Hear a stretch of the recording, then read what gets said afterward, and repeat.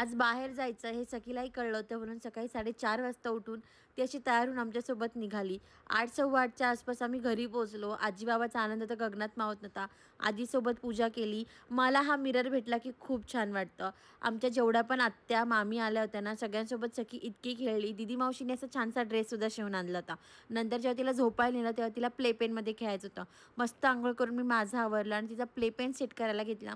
तुम्हाला हे हवं असेल तर खाली लिंक टाईप करा. ज्यांचं घर मोठं आहे गावाकडे ते हे इझिली यूज करू शकता आणि खूप मस्त प्रॉडक्ट आहे. तोपर्यंत ना सखी खाली आजी-बाबांसोबत खेळून त्यांना भयंकर त्रास देत होती. संध्याकाळी तिचं आवरलं ना तर तिला कळालं की पप्पा बाहेर चाललाय. म्हणून पप्पाच्या खूप साऱ्या रावण्या केल्या तिने, पण पप्पा बघत नाहीये हे बघितल्यावर ती स्वतःच जाऊन दार उघडायला लागली. शेवटी पापासोबत बाहेर गेली तोपर्यंत मी तिच्यासाठी हा पालक भात बनवला. रेसिपी खूप सोपी आहे. पालक, लसूण, कांदा, टोमॅटो सगळं उकळून घेऊन त्याची छान पेस्ट केली. कढईत तूप घालून त्यात जिरे, कढीपत्ता आणि थोडीशी मिरची टाकून घेतली. त्यानंतर बारीक केलेली पेस्ट ॲड केली. त्याच्यात हळद, थोडीशी धने पावडर आणि लाल मसाला टाकला. शिजवलेला भात टाकला. अप्रतिम होतं ते आणि मलासुद्धा प्रचंड आवडतं. आजी-बाबांनी तिला खाऊ घालायची जबाबदारी घेतली. थोडंसं जे काही उरलेलं होतं ते मी खाल्लं कारण मला हॉटेलमध्ये जास्त काही खायचं नव्हतं. पण स्टिल मी हराभरा कबाब आणि सलाड असं ट्राय केला.